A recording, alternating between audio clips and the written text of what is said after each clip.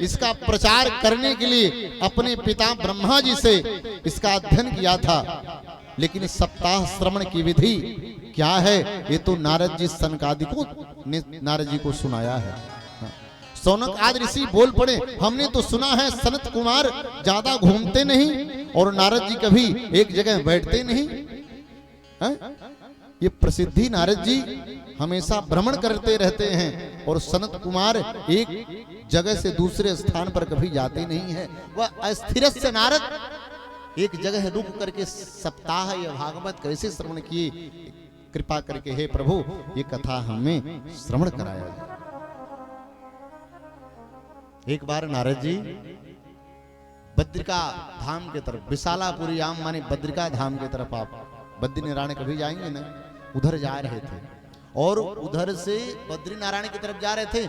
और देवभूमि कहा जाता है बद्रीनाथ केदारनाथ, आप जाएंगे साक्षात भगवान का। आप चलोगे ना पहाड़ियों में, हम तो भी पिछले वर्ष गए थे केदारनाथ दर्शन करने के लिए, बद्रीनाथ गए थे दर्शन करने के लिए। आप पहाड़ियों के बीच बीच में रात्रि के तरफ आप चलेंगे ना तो आपको देवताओं का आभास लगता है। नारद जी का आपने स्वरूप देखा है ना, गणेश जी का आपने स्वरूप देखा है, मैया का स्वरूप देखा है ना। तो जगह जगह पर आपको जब पहाड़ों के बीच बीच में दृष्टि डालेंगे ना, तो जब दृष्टि डालिएगा ना तो कहीं कहीं उन नजर आने लगते हैं देवता। वहां पर हर जगह पहाड़ियों पर देवता दिखते रहते हैं और पूरा का पूरा शरीर आपका महाराज पवित्र हो जाता है। आप देखें ना, पहले का जो फोटो बनता था ना, पहले नेगेटिव मिलता था ना, नेगेटिव एक पॉजिटिव फोटो मिलता था, एक नेगेटिव मिलता था। मान लीजिए कभी गायब हो गया तो नेगेटिव दे करके पुनः जो है निकाल लिया जाए। उस नेगेटिव फोटो को अपने पास रखा जाए और कम से कम 25 से 30 बार उस पर पलक झपका करके ऐसे ऐसे ऐसे ऐसे किया जाए तो जो नेगेटिव फोटो है ना, उस जितनी रंगीन उसमें व्यवस्थाएं हैं पॉजिटिव दिखने लगता है। इसी कलर का ये है। उसी प्रकार से महाराज वहां के बिंबों में, वहां के पहाड़ियों में, वहां के चोटियों में, एक एक चोटियों में महाराज सारे देवताओं का निवास होता है। बोले आनंद कंद की जय हो। इधर से नारद जी जा रहे हैं, उधर से सनत कुमार नारद जी के भाई जो 5 वर्ष के ही महज हमेशा दिखते हैं, सनक सनंदन सनातन और सनत कुमार आ रहे हैं, नारद जी को देखे रुक गए। कथम ब्रह्मादेन मुख कुतश्चिंता तुरो भवान त्वरितं गम्यते कुत्र कुतश्च गमनम तव। कुतश्च गमनम तव, कहां जा रहे हो नारद जी, कहां पर चिंतातुर होकर के जाओ। कुतश्चिंतातुरो भव, आप संत हो, संत के मुख पर केवल चिंतन होना चाहिए। आप चिंतातुर होकर के कहां जा रहे हो, किस बात की चिंता है। और नारद जी जैसे अपने भाइयों को देखे और देख करके नारद जी रोने लगे। क्या बताऊं महाराज, क्या बताऊं भैया, सारी बात बताते हैं। बोले भैया मैं जब निकला न स्वर्गलोक से, देवलोक से जब निकला पृथ्वी पर आया न, तो सबसे पहले मैं संतों के आश्रम में गया।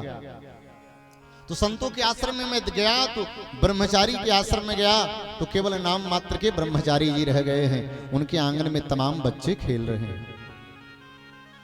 त्यागी बाबा के आश्रम में गया तो केवल नाम के त्याग है, महाराज बड़े बड़े महलों में रह रहे हैं, सुंदर महलों में जा रहे हैं। फलहारी बाबा के यहाँ गया तो फल केवल नाम के अच्छा अच्छा भोजन पा रहे हैं। जैसे तैसे उन संतों के आश्रम से जब मैं निकला न तो मैं गृहस्थ आश्रम में गया और गृहस्थ आश्रम में मैं जब पहुंचा न तो गृहस्थ आश्रम में भी जब मैं देखा सारे आश्रमों में सर्वोत्तम आश्रम गृहस्थ आश्रम है। तो मैं देखा, देख करके मेरे हृदय कांपने लगा। सनत कुमारों ने देखा, नारद जी आपने क्या देखा है बताओ तो सही। देखते क्या है, तरुणी प्रभुता गे शाल को बुद्धिदायक कन्या विक्रियणो लोभाद दंपति नाम चकल कनम। दर्शन करिए, सारे आश्रमों में सबसे बड़ा आश्रम क्या है? गृहस्थ आश्रम है। जिन गृहस्थ के आश्रम में मेरे भगवान आए हैं, प्रभु का, उसी गृहस्थ आश्रम में जब गए न तो क्या दर्शन करते हैं? तरुणी प्रभुता गे है, नई नवेली स्त्री का घर पर राज्य है। अच्छा, अगर बहू समझदार है न तो सासू माता को भी समय से चाबी गले का सौंप देना चाहिए। बहू तुम घर का जितना जिम्मेदारी है संभालो। हाँ, लेकिन जिम्मेदारी बहू जरूर संभाले, लेकिन घर में सासू हो न तो हर एक काम पूछ करके करना चाहिए। माँ ये मैं काम करने जा रहा हूं, ये मैं काम करने जा रहा हूं। अभी 3-4 दिन या 2-3 दिन पहले पूर्व में अयोध्या गया, गुरुजी से मुलाकात हुई। गुरुजी ने कहा बेटा जीवन में अनुशासन बहुत जरूरी है। आदमी बेटा जब गौधलिया हो जाता है न, और जब मैं मंदिर में दर्शन करके और जब गौधलिया विलंब हो जाता है, होने लगता है, और जब मैं सीढ़ी पर चढ़ता हूं तो मेरा हृदय कांपने लगता है मैं कुछ विलंब हो गया। ये बचपन का संस्कार बेटा आज भी मुझे कपा देता है। जद्यपि सारा मलकई मेरे हाथ में है, मैं ही मालिक हूं, लेकिन कभी विलंब हो जाता हूं 10 मिनट तो डर लगता है। डर लगता है। यद्यपि मेरे गुरुजी कहें अगर विलंब हो जावे तो भोजन कर लिया करो, मैं बाद में भोजन कर लिया करूंगा। अनुशासन बेटा जीवन में बहुत जरूरी है। अनुशासनहीनता कभी जीवन में न लाइए। अनुशासित व्यक्ति ही जीवन में कुछ कर पाता है। अनुशासन विहीन व्यक्ति जीवन में बेटा कुछ कर नहीं पाता है। सब कुछ करना लेकिन अनुशासन में रह करके करना, अनुशासित रह करके। गुरु जी के ऐसे वचनों को सुन करके हृदय महाराज गदगद हो जाता है। हाँ, गुरु के सामने, राजा के सामने, अग्नि के सामने, तीन के सामने महाराज बहुत सावधानी से बैठना चाहिए। और कुछ ना कुछ प्राप्त होता है तीनों के सामने, और सावधानी हट जाएगी तो दुर्घटना हो जाएगी। अग्नि के सामने है, ठंडक का समय है, बैठे हो, आराम मिल रहा है, और जरा सा पलक झपका तुरंत जल जाओगे अग्नि में गिरकर। और राजा के सामने है, अगर जरा सा उठपटांग आपने कर दिया, राजा कह देगा ले जाओ सूली पर चढ़ाओ। और गुरु के सामने है, अगर कहीं कुछ गलत व्यवहार हुआ महाराज तो श्राप देने में 1 मिनट भी नहीं लगता है, 1 सेकंड भी नहीं। गुरु की कसौटी की सानिध्यता प्राप्त करना बहुत जरूरी है।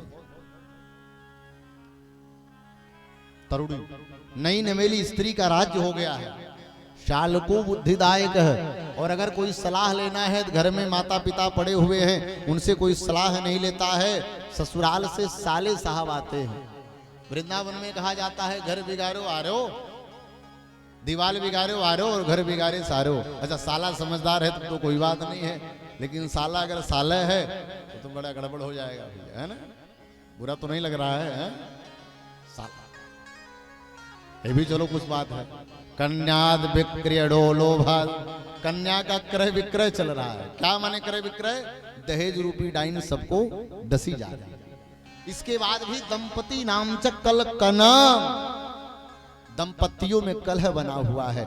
यही देख करके मेरा हृदय व्यथित हो गया, और व्यथित होने के बाद जैसे मैं वहां से निकला, वृंदावन के तरफ गया, और वृंदावन के तरफ जैसे मैं पहुंचा हूं, देखता हूं एक नई नवेली स्त्री 2 पुरुषों को लेकर के रो रही है।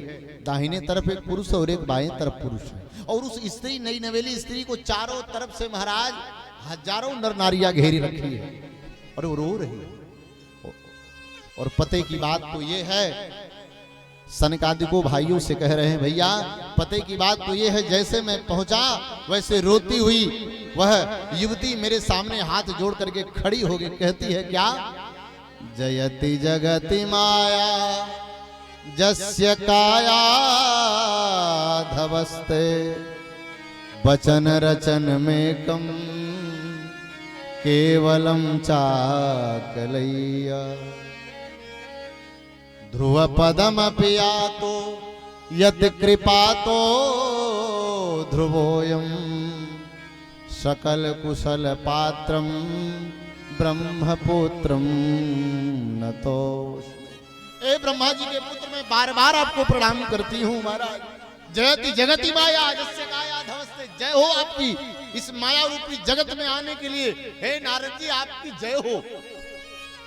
कैसे नारद जी है, ध्रुव पद मपी आतो यत कृपा तो ध्रुवयम। नारद जी याद करिए, आपके कृपा से ध्रुव जी आज ध्रुव लोक में जाकर के ध्रुव तारा बन करके चमक रहे हैं महाराज। इसमें भगवान की कोई विशेषता नहीं है महाराज, आपकी विशेषता है। आपने जो मंत्र दे दिया था, ध्रुव जी महाराज ध्रुव लोक में व्याप्त है महाराज, वैसा ही कुछ कृपा मेरे ऊपर भी बरसा दी।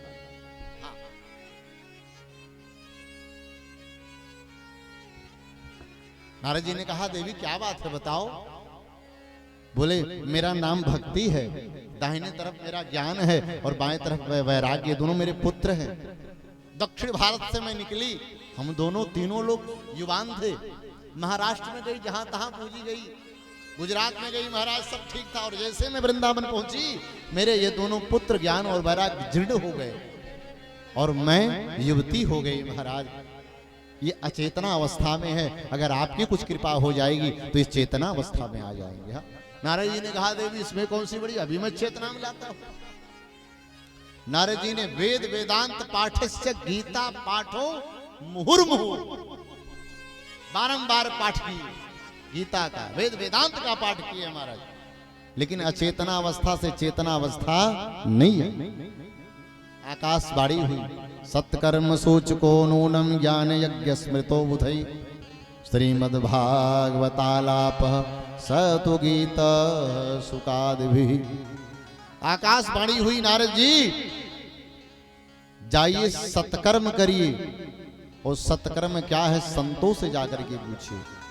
यही पूछते पूछते सनत कुमारों से कहते हैं भैया अगर मैं छोटे मोटे संतों के पास जाऊं सत्कर्म क्या होता है। माने नारद जी इतने बड़े संत हैं, ऐसा लगता है जैसे कोई एमडी डॉक्टर, झोला छाप डॉक्टर से जाकर के पूछे भैया ये दर्द के टेबलेट का क्या नाम है, थोड़ा दर्द का दवा बता दो, नाम लिख लूं।